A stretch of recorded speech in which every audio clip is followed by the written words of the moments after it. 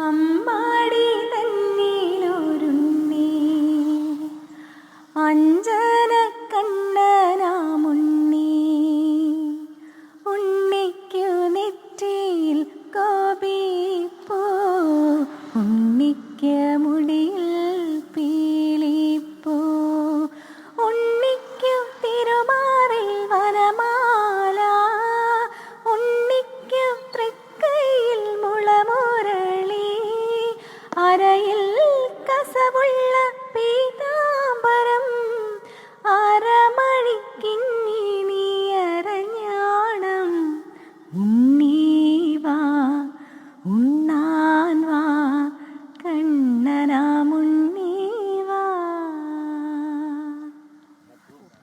രാവിലെ തന്നെ ഈ ഒരു പാട്ട് എല്ലാവർക്കും ഇഷ്ടമായിട്ടുണ്ടാവും എന്ന് വിചാരിക്കുന്നു. കാരണം ഞാൻ നന്നായിട്ട് ഇതിങ്ങനെ ആസ്വദിച്ച് നിൽക്കായിരുന്നത് തീരല്ലേ തീരല്ലേ എന്ന്. അപ്പോൾ നമ്മുടെ മോർണിംഗ് വാക്കിൻ്റെ തുടക്കം തന്നെ ഇതുപോലെ ഒരു പ്ലസൻ്റ് ആയിട്ടുള്ളൊരു പാട്ടോടുകൂടി തുടങ്ങാമെന്ന് നമ്മളങ്ങ് വിചാരിച്ചു. ഇന്നാണെങ്കിൽ ഞായറാഴ്ചയാണ്, എല്ലാവരും ചിലപ്പോൾ കൂടുതൽ നേരം ഉറങ്ങിയേക്കാമെന്ന് കരുതുന്ന ദിവസമാണ്. മെയ് 4 ഞായറാഴ്ച അവധി ദിനമാണ്. അവധി ദിനത്തിൻ്റെ ആലസ്യങ്ങളൊന്നുമില്ലാതെ നമ്മുടെ മോർണിംഗ് വാക്കിലേക്ക് എല്ലാ പ്രേക്ഷകർക്കും സ്വാഗതം. അതെ, ഇനി ഈ പാട്ടിന്റെ ഡീറ്റെയിൽസ് വളരെ പെട്ടെന്ന് പറഞ്ഞാൽ ജി ദേവരാജൻ മാസ്റ്ററാണ് മ്യൂസിക് നൽകിയിരിക്കുന്നത്. വയലാർ രാമവർമ്മയുടെ വരികളാണ്. പി മാധുരിയാണ് പാടിയിരിക്കുന്നത്.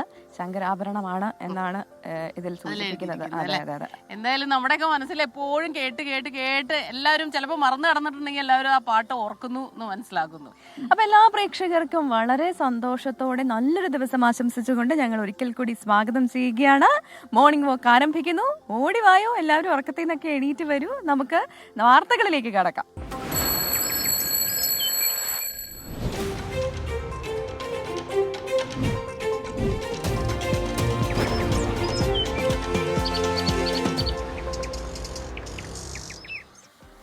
വെൽക്കം ബാക്ക് പ്രിയ പ്രേക്ഷകരെ. ഇപ്പോൾ കൃത്യം 6 മണി കഴിഞ്ഞ് 4 മിനിറ്റ് ആയിരിക്കുന്നു. ഉറക്കത്തിൽ നിന്നൊക്കെ പതുക്കെ എണീറ്റ് വരൂ. നമുക്ക് വാർത്തകളൊക്കെ ഒരുപാട് പ്രേക്ഷകരുമായിട്ട് പങ്കുവെക്കാനുണ്ട്. അതിനു മുൻപ് ഞങ്ങളിപ്പോൾ നിൽക്കുന്ന സ്ഥലം ഏതാണ് എന്ന് പ്രേക്ഷകരോട് പറയാം. നമ്മൾ ഈ ഇടയ്ക്കിടയ്ക്ക് പടക്കം പൊട്ടുന്ന പോലെ ശബ്ദം കേൾക്കുന്നുണ്ട്. അപ്പൊ നിങ്ങൾ വിചാരിക്കും ഒരു അമ്പലത്തിന്റെ പരിസരത്ത് വല്ലതും ആണോ? പാട്ടൊക്കെ ഈ ഉറക്കപ്പിച്ചില് ഈ ശബ്ദം നിങ്ങളെ ഉണർത്തും എന്ന് വിചാരിക്കുന്നു. നമ്മൾ എയർപോർട്ടിന്റെ, കൊച്ചിൻ ഇന്റർനാഷണൽ എയർപോർട്ടിന്റെ പുറകിലുള്ള സിയാൽ റോഡിലാണ് നിൽക്കുന്നത്. ഇവിടെ നിന്നാൽ എയർപോർട്ടിന്റെ വിമാനങ്ങൾ ഇങ്ങനെ പറന്നുയരുന്നത് ഏറ്റവും അടുത്ത് കാണാൻ കഴിയും. വ്യൂ പോയിന്റ് കൂടിയാണ്. രാവിലെ തന്നെ ചില വണ്ടികളൊക്കെ ഇവിടെ നിർത്തിയിട്ടിട്ടുണ്ട്. അവർ ക്യാമറ എടുത്ത് ഒക്കെ നോക്കുന്നത് നമ്മൾ കണ്ടു. പക്ഷേ കുറെ നിയന്ത്രണങ്ങളും ഒക്കെ ഉണ്ട്. അപ്പൊ ആ നിയന്ത്രണങ്ങളൊക്കെ അനുസരിച്ച് തന്നെ നമ്മൾ പോവുകയാണ്. ഈ റോഡിൽ ഒരുപാട് പേര് നടക്കാൻ ഇറങ്ങാറുണ്ട്. ഇന്നെന്തോ ഞായറാഴ്ച ആയതുകൊണ്ടാണെന്ന് തോന്നുന്നു അധികം പേരെ കാണുന്നില്ല. അപ്പോൾ ഇതേതാണ് സ്ഥലം എന്നുള്ള ചോദ്യത്തിന് ഉത്തരമായിരിക്കുന്നു അല്ലെ? അതെ, നമുക്കിനി വാർത്തകളിലേക്ക് കടക്കാം. കഴിഞ്ഞ ദിവസം രാത്രി വന്ന ഒരു വാർത്തയാണ്. അത് കോഴിക്കോട് മെഡിക്കൽ കോളേജിലുണ്ടായ തീപിടുത്തവുമായി ബന്ധപ്പെട്ടാണ്. അപ്പോൾ അവിടുത്തെ പുതിയ അത്യാഹിത വിഭാഗത്തിന്റെ പ്രവർത്തനം എല്ലാം താളം തെറ്റിയിട്ടുണ്ട്. അപ്പോൾ അതുകൊണ്ട് ഇനി അത്യാഹിത വിഭാഗത്തിന്റെ പ്രവർത്തനം പഴയ കെട്ടിടത്തിലേക്ക് തന്നെ മാറ്റുകയാണ് എന്നാണ് ഇപ്പോൾ മനസ്സിലാക്കാൻ സാധിക്കുന്നത്. താൽക്കാലിക പ്രവർത്തനമാണ് ഇന്ന് പഴയ കെട്ടിടത്തിൽ ആരംഭിക്കുന്നത്. സംഭവത്തിൽ പോലീസ് അന്വേഷണവും വിവിധ വകുപ്പ് തല അന്വേഷണവും തുടരുകയുമാണ്. അപകട സമയത്തെ CCTV ദൃശ്യങ്ങൾ പോലീസ് ശേഖരിച്ചിട്ടുണ്ട്. UPS റൂമിലേക്കുള്ള പ്രവേശനം അന്വേഷണ സംഘം വിശദമായി പരിശോധിക്കുകയാണ്. കോഴിക്കോട് മെഡിക്കൽ കോളേജിൽ എമർജൻസി മെഡിസിൻ വിഭാഗത്തിലെ വൈദ്യുതി പുനഃസ്ഥാപിച്ചു. ഗ്രൗണ്ട് ഫ്ലോറിൽ ഭാഗികമായും മറ്റ് 6 നിലകളിൽ പൂർണ്ണമായും വൈദ്യുതി പുനഃസ്ഥാപിച്ചു. എമർജൻസി മെഡിസിൻ വിഭാഗത്തിൽ സ്ഥാപിച്ചിരുന്ന MRI മെഷീന്റെ UPS മുറിയിൽ നിന്നാണ് പുക ഉയർന്നത്. 2026 ഒക്ടോബർ മാസം വരെ വാറണ്ടി ഉള്ളതാണ് MRI മെഷീനും UPSും. ഫിലിപ്സ് നിയോഗിച്ച ഏജൻസി തന്നെയാണ് UPSന്റെയും മെയിൻ്റനൻസ് നടത്തുന്നത്. 6 മാസത്തിലൊരിക്കൽ ഇവ പരിശോധിച്ച് കുഴപ്പമില്ലെന്ന് ഉറപ്പുവരുത്തി അവർ ഫിലിപ്സിന് റിപ്പോർട്ട് നൽകും. മെഡിക്കൽ കോളേജിനും കോപ്പി നൽകും. ആ റിപ്പോർട്ട് കൃത്യമായി മെഡിക്കൽ കോളേജിലെ ബയോമെഡിക്കൽ എഞ്ചിനീയർ സൂക്ഷിക്കുന്നുണ്ട്. എമർജൻസി വിഭാഗത്തിൽ രോഗി പരിചരണവുമായി ബന്ധപ്പെട്ട് ഉയർന്ന പരാതിയിൽ ആരോഗ്യ വിദഗ്ധരുടെ സംഘം ഇന്നു മുതൽ സമഗ്ര അന്വേഷണം ആരംഭിക്കും. മെഡിക്കൽ കോളേജിലെ പഴയ കാഷ്വാലിറ്റിയിൽ ഇന്നു മുതൽ താൽക്കാലിക അടിയന്തര ചികിത്സ നൽകും. അപകടം നടന്ന സർജിക്കൽ സൂപ്പർ സ്പെഷ്യാലിറ്റി ബ്ലോക്ക് 3 ദിവസത്തിനുള്ളിൽ പൂർണ്ണതോതിൽ പ്രവർത്തന സജ്ജമാകും. 24 കോഴിക്കോട്. ഈ വാർത്തയുടെ വിശദാംശങ്ങളുമായി സമീർ സി മുഹമ്മദ് നമുക്കൊപ്പം ചേരുന്നുണ്ട്. സമീർ, കഴിഞ്ഞ 2 ദിവസങ്ങളിലും ഈ രോഗികളുടെ കഷ്ടപ്പാടുകൾ, അവരുടെ കുടുംബങ്ങളുടെ പ്രശ്നങ്ങളൊക്കെ നമ്മൾ കണ്ടതാണ്. അപ്പോൾ ഏതായാലും ഇന്ന് ഇത് പ്രവർത്തനങ്ങളൊക്കെ വീണ്ടും തുടങ്ങുമ്പോൾ എല്ലാ പ്രശ്നങ്ങളും പരിഹരിക്കാൻ ഒരു പക്ഷെ കഴിഞ്ഞു എന്ന് വരില്ലെങ്കിലും ഒരാശ്വാസമാകുമോ ഈ രോഗികൾക്ക്? അവരുടെ കാര്യത്തിൽ തന്നെയാണ് നമുക്ക് ഏറ്റവും കൂടുതൽ സങ്കടമുള്ളതും. കാരണം എത്രയും പെട്ടെന്ന് തന്നെ കാരണം ഗവൺമെൻറ് മെഡിക്കൽ കോളേജിലൊക്കെ വരുന്നവരുടെ ചില സാമ്പത്തിക പ്രശ്നങ്ങളൊക്കെ നമുക്ക് അറിയാവുന്നത്. അപ്പൊ ഇന്ന് ആശ്വാസത്തിന് വകയുണ്ടോ?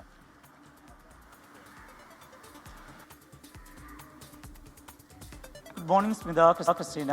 ഒരു നേരിയ ആശ്വാസത്തിന് മാത്രമാണ് വകയുണ്ടാവുക. പ്രത്യേകിച്ചും ഈ 1ാം നിലയിലുള്ള ഭാഗത്ത് വലിയ രീതിയിലുള്ള പൊട്ടിത്തെറിയാണ് ഉണ്ടായത്. അതേ തുടർന്ന് വലിയ രീതിയിൽ പുക പുറത്തേക്ക് വരികയും ആളുകളെയൊക്കെ തന്നെ മാറ്റേണ്ട ഒരു സാഹചര്യം ഉണ്ടായി. 151 രോഗികളെയും അവരുടെ കൂട്ടിരിപ്പുകാരെയുമാണ് വളരെ വേഗത്തിൽ ഇവിടുന്ന് മാറ്റേണ്ടി വന്നത്. അതിൽ വലിയൊരു വിഭാഗവും ഉള്ളത് സ്വകാര്യ ആശുപത്രികളാണ്. അവരുടെ ചികിത്സാ ചെലവുമായി ബന്ധപ്പെട്ട് ചില പ്രശ്നങ്ങൾ നിലനിൽക്കുന്നുമുണ്ട്. എന്നാൽ ആ വിഷയത്തിൽ ആരോഗ്യമന്ത്രി വ്യക്തമാക്കിയത്, ഇത്തരത്തിൽ ഏതെങ്കിലും വിധത്തിലുള്ള ചികിത്സ നിഷേധിക്കുന്ന ഘട്ടമുണ്ടായാൽ സർക്കാർ ഇടപെടും. പണം നൽകിയാൽ മാത്രമേ അവിടെ ചികിത്സ നൽകുകയുള്ളൂ എന്ന ഘട്ടം വന്നു കഴിഞ്ഞാൽ സർക്കാർ ആ വിഷയത്തിൽ കർശനമായിട്ടുള്ള നടപടി സ്വീകരിക്കും എന്നാണ്. എന്നിരുന്നാലും ചില ആശുപത്രികളിൽ നിന്ന് അത്തരത്തിലുള്ള ആവശ്യങ്ങൾ മുന്നോട്ട് വയ്ക്കുന്നുണ്ട്. അവർക്ക് അവരുടെ മെഡിസിൻ പുറത്തുനിന്ന് വാങ്ങേണ്ട സാഹചര്യമുണ്ട്. അത്തരം ഘട്ടങ്ങളിലൊക്കെ അവർക്ക് സാമ്പത്തികമായി വലിയ ബുദ്ധിമുട്ട് ഉണ്ടാകുന്നു എന്നുള്ളത് യാഥാർത്ഥ്യമാണ്. അത്തരം വിഷയങ്ങളൊക്കെ നിലനിൽക്കുമ്പോഴാണ് ഇപ്പോൾ മെഡിക്കൽ കോളേജിന്റെ പ്രവർത്തനം പഴയ രീതിയിലേക്ക് കൊണ്ടുവരുന്നതിന് വേണ്ടിക്കൊണ്ട് കാഷ്വാലിറ്റി വിഭാഗത്തിന്റെ പ്രവർത്തനം പഴയ രീതിയിലേക്ക് മാറ്റുന്നതിന് വേണ്ടിയിട്ടുള്ള ശ്രമങ്ങൾ സജീവമായിക്കൊണ്ട് നടക്കുന്നു. അതിന്റെ ഭാഗമായിക്കൊണ്ടാണ് ഇപ്പോൾ ഈ 7 നിലകളിലും വൈദ്യുതി പുനഃസ്ഥാപിക്കാൻ കഴിഞ്ഞു എന്നുള്ളത് തന്നെയാണ് ഏറ്റവും പ്രധാനപ്പെട്ട കാര്യം. ഒപ്പം തന്നെ പഴയ കാഷ്വാലിറ്റി അതിന്റെ ഒരു പ്രാഥമിക പ്രവർത്തനങ്ങൾ ഇപ്പോൾ ആരംഭിച്ചിട്ടുണ്ട്. അത് പൂർണ്ണ തോതിലേക്ക് പ്രവർത്തിപ്പിക്കാൻ കഴിഞ്ഞാൽ അത്യാഹിത വിഭാഗം പ്രവർത്തനം നല്ല രീതിയിൽ തന്നെ മുന്നോട്ട് കൊണ്ടുപോകാൻ കഴിയും. കൂടാതെ മറ്റിടങ്ങളിൽ സമീപത്തുള്ള ബീച്ച് ആശുപത്രി ഉൾപ്പെടെയുള്ള ഇടങ്ങളിലേക്ക് രോഗികളെ മാറ്റിയിട്ടുണ്ട്. അവിടങ്ങളിൽ ആവശ്യമായിട്ടുള്ള ഡോക്ടർമാരുടെയും അതുപോലെ തന്നെ നഴ്സുമാരുടെയൊക്കെ സേവനം ഉറപ്പാക്കുന്നുമുണ്ട്. അങ്ങനെ ആവശ്യമായിട്ടുള്ള ക്രമീകരണങ്ങളുമായിട്ട് ആരോഗ്യവകുപ്പ് മുന്നോട്ട് പോകുന്നു. ഇതിനിടയിലാണ് കഴിഞ്ഞ ദിവസം ഉണ്ടായിട്ടുള്ള ഒരു വലിയ ഒരു രാഷ്ട്രീയ വിവാദം ഉണ്ടാകുന്നത്. അതായത് ഇവിടെ മരിച്ച 5 പേരുടെ മരണത്തിനിടയാക്കിയ സാഹചര്യം, അത് ഇവിടെ ഉണ്ടായിട്ടുള്ള പൊട്ടിത്തെറിയാണ് എന്നുള്ളതായിരുന്നു ഒരു വിമർശനം. അതുമായി ബന്ധപ്പെട്ടുള്ള വിവാദം കൊഴുക്കുകയുമാണ്. ആ വിഷയവുമായി ബന്ധപ്പെട്ട് ഒരു താൽക്കാലിക അറുതി ഉണ്ടായത് ഇന്നലെ വന്ന പോസ്റ്റ്മോർട്ടം റിപ്പോർട്ടുകളാണ്. 4 പേരുടെ പോസ്റ്റ്മോർട്ടം റിപ്പോർട്ട് വന്നപ്പോൾ അതിലെ വിവരങ്ങൾ പരിശോധിക്കുമ്പോൾ അവരാരും തന്നെ പുക ശ്വസിച്ചല്ല മരിച്ചത് എന്ന കാര്യം കണ്ടെത്തിയിരിക്കുന്നു. അത് ആരോഗ്യ വകുപ്പിനെ സംബന്ധിച്ച് ആശ്വാസം നൽകുന്ന കാര്യമാണ്. അതേസമയം തന്നെ മറ്റൊരു ആരോപണം ഇപ്പോഴും നിലനിൽക്കുന്നുണ്ട്. ഈ ആളുകളെ ഇവിടെ നിന്ന് വെക്കേറ്റ് ചെയ്യുന്ന സമയത്ത് വെന്റിലേറ്റർ ഊരിയിരുന്നു. വെന്റിലേറ്ററിന്റെ സഹായത്തോടു കൂടെ മാത്രമേ പല ആളുകളെ അവിടുന്ന് മാറ്റാൻ പറ്റൂ. പക്ഷേ ആ ഒരു സമയത്ത് ഏതാനും പേരെ വെന്റിലേറ്ററിൽ നിന്ന് മാറ്റിയിരുന്നു. അത് അവരുടെ മരണത്തിനിടയാക്കി എന്നുള്ള ആരോപണം ഉയരുന്നുണ്ട്. ഇത്തരത്തിലുള്ള സംഭവങ്ങളുമൊക്കെ ബന്ധപ്പെട്ടുകൊണ്ട് വിവിധ വകുപ്പുകളുടെ അന്വേഷണം നടക്കുന്നുണ്ട്. പോലീസ് ഇതിൽ 2 കേസുകൾ രജിസ്റ്റർ ചെയ്തിരുന്നു. അസ്വാഭാവിക മരണത്തിലാണ് കേസെടുത്തിരുന്നത്. അതുമായി ബന്ധപ്പെട്ട് പോലീസിന്റെ അന്വേഷണം നടക്കുന്നു. കൂടാതെ ഈ മരണത്തിനുണ്ടാക്കിയ സാഹചര്യം എന്ത് എന്ന് വിശദമായിക്കൊണ്ട് പരിശോധിക്കുന്നതിന് കോഴിക്കോട് മെഡിക്കൽ കോളേജ് അല്ലാതെ മറ്റ് മെഡിക്കൽ കോളേജുകളിൽ നിന്നുള്ള ഡോക്ടർമാരുടെ വിദഗ്ധ സംഘം അതുമായി ബന്ധപ്പെട്ടുള്ള അന്വേഷണം നടത്തി വരികയാണ്. ഒപ്പം തന്നെ ഇതുമായി ബന്ധപ്പെട്ട് എന്താണ് ഈ UPSന് ഇങ്ങനെ പൊട്ടിത്തെറി ഉണ്ടാവാൻ കാരണം എന്ന് കണ്ടെത്താൻ വേണ്ടിക്കൊണ്ട് PWDയുടെയും അതുപോലെ തന്നെ ഇലക്ട്രിക്കൽ വിഭാഗത്തിന്റെയും അന്വേഷണം നടക്കുന്നുണ്ട്. വിശദമായിട്ടുള്ള അന്വേഷണമാണ് പോലീസിന്റെയും വിവിധ വകുപ്പുകളുടെയും ഭാഗത്തു നിന്ന് ഉണ്ടാകുന്നത്. ഏതായാലും ഇപ്പോൾ ഈ ക്രമീകരണങ്ങൾ പുരോഗമിക്കുകയാണ്. വൈകാതെ തന്നെ കാഷ്വാലിറ്റി പ്രവർത്തിപ്പിക്കാൻ 2 ദിവസത്തിനകം തന്നെ കാഷ്വാലിറ്റി പഴയ രീതിയിൽ പ്രവർത്തിപ്പിക്കാൻ കഴിയും എന്നുള്ളതാണ് ആരോഗ്യവകുപ്പ് നൽകുന്ന വിവരം. ക്രിസ്റ്റീന, സ്മിത. ശരി, സമീർ സി മുഹമ്മദാണ് കോഴിക്കോട് നിന്ന് വിശദമായ വിവരങ്ങൾ നൽകിയത്. അപ്പോൾ അന്വേഷണം പുരോഗമിക്കുകയാണ്. മാത്രമല്ല ഇന്നലെ പോസ്റ്റ്മോർട്ടം റിപ്പോർട്ട് പുറത്തു വന്നതോടുകൂടി മരണം സംഭവിച്ചത് എങ്ങനെയാണ് എന്നുള്ള കാര്യത്തിൽ ഒരു വ്യക്തത വന്നിട്ടുണ്ട്. പക്ഷേ അതേസമയം തന്നെ ഇത്ര വലിയൊരു അപകടം എങ്ങനെ മെഡിക്കൽ കോളേജ് ആശുപത്രിയിൽ നടന്നു എന്നതിനെ സംബന്ധിച്ചുള്ള അന്വേഷണം നടക്കട്ടെ. അത് മാത്രമല്ല അതിന്റെ കൂടുതൽ വിശദാംശങ്ങൾ നമ്മൾ വരും മുറയ്ക്ക് പ്രേക്ഷകരിലേക്ക് എത്തിക്കുകയും ചെയ്യും. വളരെ ഗൗരവമേറിയ ഒരു വിഷയമാണ്. അതുകൊണ്ട് തന്നെ കൃത്യമായ അന്വേഷണം നടക്കണം. എവിടെയെങ്കിലും വീഴ്ച പറ്റിയിട്ടുണ്ടെങ്കിൽ അത് കർശനമായ നടപടികളും എടുക്കേണ്ടതാണ്. നമ്മളിനി വളരെ പെട്ടെന്ന് മറ്റൊരു വാർത്തയിലേക്ക് പോവുകയാണ്. പഹൽഗാം ഭീകരാക്രമണത്തിന് തിരിച്ചടി നൽകാൻ പൂർണ്ണ സജ്ജമായിരിക്കുന്നു നാവികസേന. സമുദ്രപാതകളിലെ മൊത്തത്തിലുള്ള സ്ഥിതിഗതികൾ നാവികസേന മേധാവി അഡ്മിറൽ ദിനേശ് കെ ത്രിപാഠി പ്രധാനമന്ത്രിയെ അറിയിച്ചിട്ടുണ്ട്. കൂടിക്കാഴ്ചയ്ക്ക് പിന്നാലെ ഇന്ത്യൻ മാരിടൈം അധികൃതർ നാവിഗേഷന് മുന്നറിയിപ്പ് നൽകിയിട്ടുണ്ട്. വിനീത വിജി ഡൽഹിയിൽ നിന്ന് ചേരുകയാണ്. വിനീത, ഗുഡ് മോർണിംഗ്. വിനീത, അങ്ങനെ നാവികസേന സർവ്വസജ്ജമെന്ന് അറിയിക്കുന്നുണ്ട്. അപ്പോൾ ഇന്നലെ ഇതുമായി ബന്ധപ്പെട്ടുള്ള അഭ്യാസ പ്രകടനങ്ങളൊക്കെ നാവികസേനയുടെ ഭാഗത്തുനിന്ന് ഉണ്ടാവുകയും ചെയ്തിരുന്നു. ഇതിന്റെ ഒരു സാഹചര്യത്തിലാണോ ഇപ്പോൾ ഈ ഇന്ത്യൻ മാരിടൈം അധികൃതർ നാവിഗേഷൻ മുന്നറിയിപ്പ് നൽകിയിരിക്കുന്നത്? എന്തൊക്കെയാണ് ഈ മുന്നറിയിപ്പിൽ പറയുന്നത്?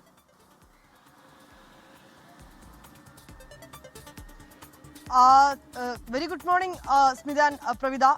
നേരത്തെ തന്നെ ഈ സംയുക്ത സേന സജ്ജമാണെന്നുള്ള കാര്യം നേരത്തെ തന്നെ അറിയിച്ചിരുന്നു. ഇതിന് പിന്നാലെ സംയുക്ത സേനാ മേധാവി പ്രധാനമന്ത്രിയും ഒക്കെയായി കൂടിക്കാഴ്ച നടത്തിയിരുന്നു. പിന്നാലെയാണ് ഇന്നലെ നാവികസേനാ മേധാവി ത്രിപാഠി കൂടി പ്രധാനമന്ത്രിയുടെ വസതിയിലെത്തി അദ്ദേഹവുമായി കൂടിക്കാഴ്ച നടത്തിയത്. ഇതിനോടകം തന്നെ നാവികസേന സ്വീകരിച്ച നടപടികൾ, ഒപ്പം തന്നെ പിന്നാലെ തുടരുന്ന അവരുടെ അഭ്യാസ പ്രകടനങ്ങൾ ഉൾപ്പെടെയുള്ള കാര്യങ്ങളെല്ലാം ഇന്നലെ നടത്തിയ ആ കൂടിക്കാഴ്ചയിൽ ചർച്ചയായിട്ടുണ്ട്. ഒപ്പം തന്നെ ഇന്ത്യയെ സംബന്ധിച്ചിടത്തോളം കൂടുതൽ കടുത്ത നിയന്ത്രണങ്ങൾ പാകിസ്ഥാനെതിരെ സ്വീകരിച്ചുകൊണ്ട് മുന്നോട്ട് പോകാൻ തന്നെയാണ് തീരുമാനിച്ചിരിക്കുന്നത്. ഇന്നലെ തപാൽ സർവീസുകൾ പൂർണ്ണമായും വിലക്കേർപ്പെടുത്തിയിട്ടുണ്ടായിരുന്നു. ഒപ്പം തന്നെ ഈ സമുദ്ര തീരങ്ങളിൽ ഈ പാകിസ്ഥാൻ പതാക വെച്ച കപ്പലുകൾക്ക് ഇന്ത്യൻ സമുദ്ര തീരങ്ങളിൽ വിലക്കേർപ്പെടുത്തിയിട്ടുണ്ടായിരുന്നു. ഇങ്ങനെ ശക്തമായിട്ടുള്ള വിലക്ക് പാകിസ്ഥാനെതിരെ അത്തരത്തിലേക്കുള്ള നടപടിക്രമങ്ങളുമായി മുന്നോട്ട് പോകാൻ തന്നെയാണ് തീരുമാനിച്ചിരിക്കുന്നത്. ഇതുമായി ബന്ധപ്പെട്ടുകൊണ്ടുള്ള നിർണായക കൂടിക്കാഴ്ചകളും ഇതുമായി ബന്ധപ്പെട്ടുകൊണ്ടുള്ള നിർണായക ചർച്ചകളും ഒക്കെ ഒരു ഭാഗത്ത് പുരോഗമിക്കുന്നുമുണ്ട്. ഇന്നും സമാനമായിട്ടുള്ള കൂടിക്കാഴ്ചകളും ചർച്ചകളും ഒക്കെ ഉണ്ടാകും തന്നെയാണ് നമുക്ക് മനസ്സിലാക്കാൻ കഴിയുന്നത്. പക്ഷേ അതേസമയം കഴിഞ്ഞ ദിവസം ഒമർ അബ്ദുള്ളയുമായി പ്രധാനമന്ത്രി സംസാരിച്ചിരുന്നു. അതിലും നിലവിലെ ഈ സ്ഥിതിഗതികളൊക്കെ തന്നെ അദ്ദേഹം വിശദീകരിച്ചിട്ടുണ്ട്. ഏതെങ്കിലും മേഖലകളിൽ കൂടുതൽ ഈ സുരക്ഷാ ക്രമീകരണങ്ങൾ ഏർപ്പെടുത്തേണ്ടതായിട്ടുണ്ടോ, ഒപ്പം ഈ കഴിഞ്ഞ 9 ദിവസം തുടർച്ചയായി അതിർത്തിയിൽ പാകിസ്ഥാന്റെ പ്രകോപനം അതിപ്പോഴും ഇങ്ങനെ തുടരുക തന്നെയാണ്. അഖ്നൂർ അടക്കം ഏറ്റവും അടുത്ത് നിൽക്കുന്ന നിയന്ത്രണ രേഖയാണ് അഖ്നൂർ. ഈ അഖ്നൂർ അതിർത്തി മേഖലയാണ്. ഈ അഖ്നൂരിലടക്കം തുടർച്ചയായി പാകിസ്ഥാൻ പോസ്റ്റുകളിൽ നിന്ന് വെടിവെപ്പുണ്ടാകുന്ന ഒരു പശ്ചാത്തലമുണ്ട്. ഈ സ്ഥിതിഗതികളെല്ലാം വിലയിരുത്തിയിട്ടുണ്ട്. ഏതാണെങ്കിലും സേന സർവ്വസജ്ജം തന്നെയാണ്. ഒരു തിരിച്ചടി ഉണ്ടാകുമെന്ന് പാകിസ്ഥാനും ഭയക്കുന്നുണ്ട്. അതിന്റെ പരിഭ്രാന്തിയിൽ തന്നെയാണ് പാകിസ്ഥാനും. ശരി, വിനീത ബിജിയാണ് വിവരങ്ങൾ ഡൽഹിയിൽ നിന്നും നൽകിയത്. അങ്ങനെ ഇപ്പോൾ നാവികസേന സർവ്വസജ്ജമാണെന്ന് പറയുമ്പോൾ അത് പാകിസ്ഥാനുള്ള ഒരു മറുപടി കൂടിയാണ്. അതെ അതെ. പ്രവിത, ഒരുപാട് മെസ്സേജസ് വരുന്നുണ്ട്. പ്രവിതയുടെ പാട്ട് നന്നായിരുന്നു എന്നുള്ളതാണ് ഏറ്റവും പ്രധാനപ്പെട്ട. കൂടുതൽ പേര് പറയുന്നുണ്ട്. ഷാനിബിന് പ്രവിതയുടെ പാട്ട് ഇഷ്ടമായി എന്ന് പറയുന്നു. പിന്നെ അങ്ങനെ കുറേ പേരുണ്ട് കേട്ടോ. ജിഷ KJ ഉണ്ട്. പിന്നെ കുറേ പേര് നമുക്ക് good morning, very good morning പറയുന്നുണ്ട്.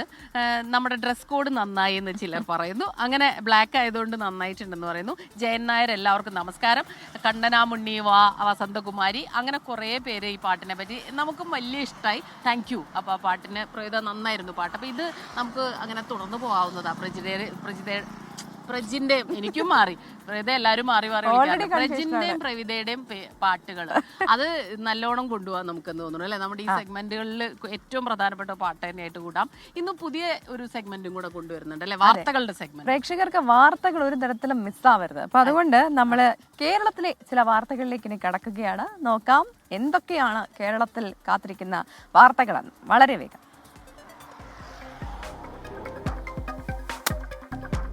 പോലീസ് ആസ്ഥാനത്തെ സൈബർ വിഭാഗത്തിന്റെ നേതൃത്വത്തിൽ മാധ്യമപ്രവർത്തകർക്കായി സൈബർ ക്രൈം ബോധവൽക്കരണ ക്ലാസ് സംഘടിപ്പിച്ചു. സൈബർ കുറ്റകൃത്യങ്ങൾ സ്വീകരിക്കേണ്ട മുൻകരുതലുകൾ എന്നിവ സംബന്ധിച്ചായിരുന്നു ക്ലാസ്.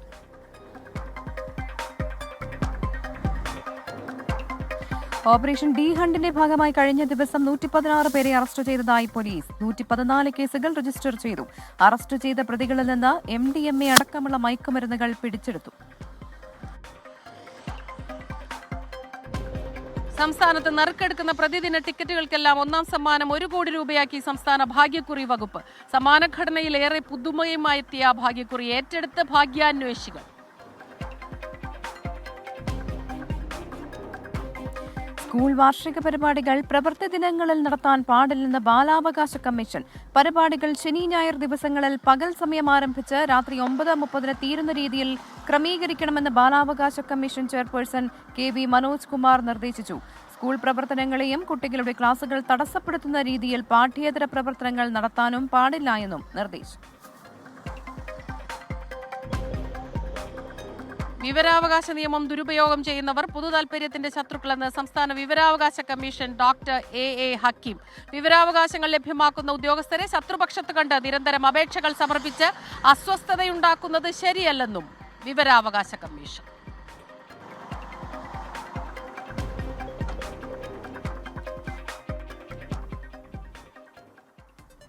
അപ്പോൾ അതൊക്കെയാണ് കേരളത്തിലെ ഏറ്റവും പ്രധാനപ്പെട്ട വാർത്തകൾ. അപ്പം ഇങ്ങനത്തെ വാർത്തകളൊക്കെ ഒന്നും പ്രേക്ഷകർക്ക് മിസ്സാവാൻ പാടില്ല. അതുകൊണ്ടാണ് നമ്മൾ പുതിയ സെഗ്മെന്റ് കൊണ്ടുവന്നിരിക്കുന്നത്. നിറയെ വാർത്തകൾ, ഒപ്പം തന്നെ കുറച്ച് സംസാരം, പ്രേക്ഷകരുടെ വിശേഷങ്ങൾ, ഇതെല്ലാം ഉൾക്കൊള്ളിച്ചുകൊണ്ടുള്ള നമ്മുടെ 1 മണിക്കൂർ ദൈർഘ്യമുള്ള ഈ വാർത്തായാത്ര തുടരുകയാണ്. മോർണിംഗ് വോക്കിൽ ഇന്നിപ്പോൾ ഞായറാഴ്ച ആയതുകൊണ്ട് തന്നെ ചിലർ മടി പിടിച്ചൊക്കെ കിടന്നുറങ്ങുന്നുണ്ടാവും. എണീറ്റ് വരൂ, നമുക്ക് ഒരുപാട് വാർത്തകൾ പറയാനുണ്ട്. അപ്പൊ നമ്മൾ ഇന്നലെ കണ്ട ഒരു പ്രധാനപ്പെട്ട വാർത്ത KPCC അധ്യക്ഷനെ മാറ്റണോ, അങ്ങനെ ഇത് മാറ്റിയാൽ ആരാകും, അങ്ങനെയുള്ള ചർച്ചകളൊക്കെ. പക്ഷെ അവസാനം വന്ന ഒരു കാര്യത്തിൽ കെ സുധാകരൻ തന്നെ പറഞ്ഞു അങ്ങനെ മാറണമെന്നൊന്നും ആവശ്യപ്പെട്ടിട്ടില്ല. അപ്പൊ ആ വാർത്തയിലേക്ക് നമുക്കൊന്ന് പോകാം. അല്ല, അതിന്റെ തുടർ വാർത്ത, KPCC പുനഃസംഘടനയിൽ കരുതലോടെ നീങ്ങാനാണ് ഹൈക്കമാൻഡിന്റെ തീരുമാനം. സംസ്ഥാനത്തെ എല്ലാ നേതാക്കളും ഹൈക്കമാൻഡുമായും വീണ്ടും ഹൈക്കമാൻഡ് ചർച്ച നടത്തും, കൂടിക്കാഴ്ച നടത്തും. തിടുക്കപ്പെട്ട് കെ സുധാകരനെ KPCC അധ്യക്ഷ സ്ഥാനത്ത് നിന്ന് മാറ്റുന്നത് ഗുണം ചെയ്യില്ല എന്നാണ് കേന്ദ്ര നേതൃത്വത്തിന്റെ ഒരു വിലയിരുത്തൽ. പുനഃസംഘടനയുമായി ബന്ധപ്പെട്ട പുറത്തുവരുന്ന വാർത്തകളിലും നേതൃത്വത്തിന് അതൃപ്തിയുണ്ട്. DCC-കളിൽ കാര്യമായ പുനഃസംഘടനയ്ക്കാണ് നിലവിൽ ആലോചന. ചർച്ചകൾ പുരോഗമിക്കുന്നതിനിടെ ഇന്ന് നേതാക്കളെല്ലാം ഒരു വേദിയിൽ ഒരുമിക്കും. കേന്ദ്ര സർക്കാരിനെതിരെ രാജ്യവ്യാപകമായി സംഘടിപ്പിക്കുന്ന സംവിധാൻ ബച്ചാവോ റാലിയിലും തുടർന്ന് നടക്കുന്ന പൊതുസമ്മേളനത്തിലുമാണ് നേതാക്കൾ ഒരുമിച്ചെത്തുക. തിരുവനന്തപുരത്ത് പുത്തരിക്കണ്ടം മൈതാനത്ത് നടക്കുന്ന ചടങ്ങ് AICC സംഘടനാ ജനറൽ സെക്രട്ടറി KC വേണുഗോപാൽ ഉദ്ഘാടനം ചെയ്യും. KPCC അധ്യക്ഷൻ കെ സുധാകരൻ അധ്യക്ഷനാകുന്ന ചടങ്ങിൽ പ്രതിപക്ഷ നേതാവ് VD Satheesan, AICC general secretary Deepa Das Munshi തുടങ്ങി എല്ലാ പ്രധാനപ്പെട്ട കോൺഗ്രസ് നേതാക്കളും പങ്കെടുക്കും. അപ്പൊ ഇന്നലെ അതിനെക്കുറിച്ചുള്ള ചർച്ചകളൊക്കെ ഇങ്ങനെ നടക്കുന്നുണ്ടായിരുന്നു. നേതാക്കന്മാരുടെ പ്രതികരണങ്ങൾ വരുന്നുണ്ടായിരുന്നു. അപ്പൊ കെ സുധാകരനെ മാറ്റണം എന്നുള്ള രീതിയിൽ ചർച്ചകൾ നടക്കുന്നുണ്ട് എന്നൊക്കെയായിരുന്നു. പക്ഷെ അപ്പോൾ അതിന്റെ കാര്യത്തിൽ ഒരു തീരുമാനമായിട്ടുണ്ട് തൽക്കാലത്തേക്കെങ്കിലും, അല്ലെ? അതെ, ഇവിടെ ഇങ്ങനെ വെടിപൊട്ടുന്ന ശബ്ദം ഇടയ്ക്കിടയ്ക്ക് കേൾക്കാം. അത് പക്ഷിയെ ഓടിക്കാനാണ് ഇടയ്ക്കിടയ്ക്ക് വെടിപൊട്ടിക്കുന്നത്. കാരണം അത് എയർപോർട്ടാണ്, എയർപോർട്ടിന്റെ അടുത്തുള്ള സ്ഥലമാണ്, വ്യൂ പോയിന്റ് ആണ്. അവിടെയാണ് ഇപ്പോൾ നമ്മൾ നിൽക്കുന്നത്. സമയം ഇപ്പം 6 മണി കഴിഞ്ഞ് 18 മിനിറ്റ് ആയിരിക്കുന്നു. വളരെ പെട്ടെന്ന് മറ്റൊരു വാർത്തയിലേക്ക് പോകാം. യെസ്, വളരെ അസ്വസ്ഥതപ്പെടുത്തുന്ന ഒരു വാർത്തയാണ്. തിരുവനന്തപുരം SAT ആശുപത്രിയിൽ പേവിഷബാധ സ്ഥിരീകരിച്ച 7 വയസ്സുകാരി ഗുരുതരാവസ്ഥയിൽ തന്നെ തുടരുകയാണ്. കൊല്ലം സ്വദേശിയായ കുട്ടിയെ ഇന്നലെ വെന്റിലേറ്ററിലേക്ക് മാറ്റിയ ശേഷവും ആരോഗ്യനിലയിൽ മാറ്റമുണ്ടായിട്ടില്ല. 90% വെന്റിലേറ്ററിന്റെ സഹായത്തോടെയാണ് ഇപ്പോൾ ജീവൻ നിലനിർത്തുന്നത്. അജീഷ് ജയകുമാറാണ് തിരുവനന്തപുരത്ത് നിന്ന് വിവരങ്ങളുമായി ചേരുന്നത്. Ajeesh, good morning. പറയാനുള്ളത് അത്ര നല്ല വാർത്തയല്ല. എന്താണ് ഈ കുട്ടിയുടെ ആരോഗ്യസ്ഥിതിയെക്കുറിച്ച് ആശുപത്രി അധികൃതർ നൽകുന്ന വിവരം? പ്രവിധ, കുട്ടിയുടെ ആരോഗ്യനില ഗുരുതരമായി തന്നെ തുടരുകയാണ്. ഇപ്പോഴും വെന്റിലേറ്ററിന്റെ സഹായത്തോടെയാണ് തിരുവനന്തപുരത്തെ മെഡിക്കൽ കോളേജിലുള്ള SAT ആശുപത്രിയിൽ ചികിത്സയിൽ കഴിയുന്നത്. കഴിഞ്ഞ ഏപ്രിൽ 8 ഉച്ചയ്ക്കാണ് വീട്ടുമുറ്റത്ത് കളിച്ചുകൊണ്ടിരുന്ന കുട്ടിയെ ഈ തെരുവുനായ ആക്രമിച്ചത്. താറാവിനെ ഓടിച്ചുകൊണ്ടുവന്ന കുട്ടിയെ ആക്രമിക്കുകയായിരുന്നു. തുടർന്ന് ഡോക്ടർമാർ നിർദ്ദേശിച്ച പ്രകാരം ആന്റി റാബിക്സ് വാക്സിൻ എടുത്തതെങ്കിലും പക്ഷെ അത് ഫലപ്രദമായില്ല എന്നാണ് വീട്ടുകാർ പറയുന്നത്. കഴിഞ്ഞ ഏപ്രിൽ 8 ഈ കുട്ടിക്ക് തെരുവുനായയുടെ കടി ഏറ്റത്. 3 ഡോസ് വാക്സിൻ എടുത്തു. അതിനുശേഷം 4ാം ഡോസ് എടുക്കുന്നതിന് മുൻപാണ് ഈ കുട്ടിക്ക് ഒരു പനി ഉണ്ടായത്. മെയ് 6 4ാം ഡോസ് എടുക്കേണ്ടിയിരുന്നത്. എന്നാൽ ഏപ്രിൽ 28 കുട്ടിക്ക് പനി തുടങ്ങിയ ചികിത്സ തേടുകയായിരുന്നു. ഇതേ തുടർന്നാണ് പേവിഷബാധ സ്ഥിരീകരിച്ചത്. ഈ മലപ്പുറത്തും സമാനമായ സംഭവങ്ങൾ ഉണ്ടായിട്ടുണ്ട്. എന്തായാലും ഈ പേവിഷബാധ വന്നതിന് ശേഷമുള്ള ഒരു തിരിച്ചുവരവ് വളരെ സാധ്യത കുറവാണ്. എന്തായാലും ഡോക്ടർമാർ അവരുടെ പരമാവധി ശ്രമിക്കുന്നുണ്ട് 7 വയസ്സുകാരിയെ ജീവിതത്തിലേക്ക് തിരിച്ചു കൊണ്ടുവരാൻ.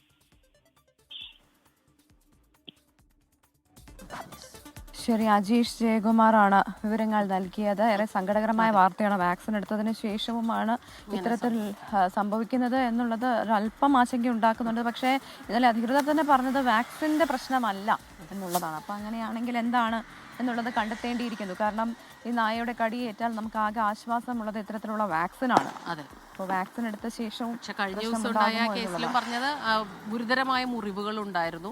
അപ്പോൾ അതാണ് ഈ വാക്സിൻ ഫലപ്രദമല്ലാഞ്ഞിട്ടല്ല. അപ്പോൾ എന്തായാലും വാക്സിനെ കുറിച്ചുള്ളൊരു നമ്മുടെ നല്ലൊരു വിശ്വാസം ഉണ്ടല്ലോ, അത് അങ്ങനെ തന്നെ പോകണം. കാരണം വാക്സിൻ എടുക്കാതിരിക്കരുത്. പിന്നെ ഈ തെരുനായ്ക്കളുടെ കാര്യത്തിലൊക്കെ തന്നെ ചില മുൻകരുതൽ നടപടികളൊക്കെ ഇനിയും സ്വീകരിക്കേണ്ടിയിരിക്കുന്നു. നമ്മൾ എത്ര നമ്മൾ ഇവിടെ നിൽക്കുമ്പോൾ ഒരു പ്രത്യേകതയാണിത് കേട്ടോ. ഇപ്പുറത്തെ വിമാനം, ഇപ്പുറത്തെ തീവണ്ടി, അങ്ങനെ രണ്ടും കാണാൻ പറ്റും. റോഡും ഉണ്ട് അപ്പുറത്ത് നോക്കിയാൽ പാലത്തിന്റെ മുകളിൽ കൂടെ. അപ്പൊ ഒരു പ്രത്യേക ആംബിയൻസിലാണ് ഇപ്പൊ നമ്മൾ നിൽക്കുന്നത്. അത് നേരിട്ട് വന്ന് കണ്ടാൽ മാത്രമേ മനസ്സിലാവുകയുള്ളൂ. ട്രെയിൻ പോയിക്കൊണ്ടിരിക്കുകയാണ്. അതേസമയം അവിടെ വിനിൽക്കാശിയാണ് നമ്മുടെ ക്യാമറ. ഉദിച്ചു വരുന്നുണ്ട്. നല്ല തീക്കട്ട പോലെ ജ്വലിച്ചു നിൽക്കുന്ന സൂര്യനാണ്. അടിപൊളിയായിട്ട് സൂര്യന്റെ ആ വിഷ്വലും കാണാൻ പറ്റുന്നുണ്ട് എന്നാണ്, പ്രേക്ഷകർക്കും അത് കാണാൻ പറ്റുന്നുണ്ട് എന്നാണ് മനസ്സിലാക്കുന്നത്. ഇങ്ങനെ ഒരു അപൂർവമായിട്ടുള്ള കാഴ്ചയാണ് അല്ലേ ഇത്. ശരിക്കും പറഞ്ഞ ഇവിടെ താഴെ ഒരു പുഴയും ഉണ്ടായിരുന്നു എന്നുള്ളത് നിങ്ങൾക്കൊക്കെ അറിയാലോ. റൺവേ വന്നിരിക്കുന്നത് അതിന്റെ മുകളിൽ കൂടെ. അപ്പൊ പുഴ, റോഡ്, റെയിൽപാത, ആകാശമാർഗം വ്യോമയാനം എല്ലാം കൂടെ ഒരുമിച്ച് നിൽക്കുന്ന ഒരു സ്ഥലമാണിത് എന്നുള്ളതാണ്. നല്ല ഭംഗിയുണ്ട് അല്ലേ? നമ്മുടെ കേരളം ഇങ്ങനെ വികസനത്തിൽ മുന്നോട്ട് പോകുമ്പോൾ ഒരുപാട് പേര് ഈ ഒരു കാര്യത്തിനെ പറ്റിയിട്ട്, എയർപോർട്ടിലാണ് നിങ്ങൾ നിൽക്കുന്നത്, പക്ഷേ ഇവിടെ ഉണ്ടായിരുന്ന പാടശേഖരങ്ങൾ കാണുന്നില്ല, അതിൽ സങ്കടമുണ്ടെന്ന്. പക്ഷേ നമുക്ക് എല്ലാം കൂടെ ഒരുമിച്ച് പോകാൻ പറ്റില്ല. പാടശേഖരങ്ങൾ ഇപ്പോഴും കേരളത്തിലുണ്ട്. ആ പാടശേഖരങ്ങളെ നമുക്ക് നന്നായി സൂക്ഷിക്കുകയും ചെയ്യാം അല്ലേ? മാക്സിമം. അപ്പൊ നമ്മൾ നിൽക്കുന്ന എയർപോർട്ടിന്റെ അടുത്തല്ലേ, നമുക്കിനി കുറച്ച് ദേശീയ അതെ, നേരത്തെ നമ്മൾ കേരളത്തിലെ പ്രധാനപ്പെട്ട വാർത്തകളാണ്. നേരത്തെ പ്രവിത പറഞ്ഞതുപോലെ തന്നെ വാർത്തകളൊന്നും നിങ്ങൾക്ക് ലഭിക്കാതെ പോകില്ല. അപ്പൊ ദേശീയ തലത്തിൽ നിന്നുള്ള ഏറ്റവും പ്രധാനപ്പെട്ട വാർത്തകളിലേക്ക് നമുക്കൊന്ന് പോയി വരാം.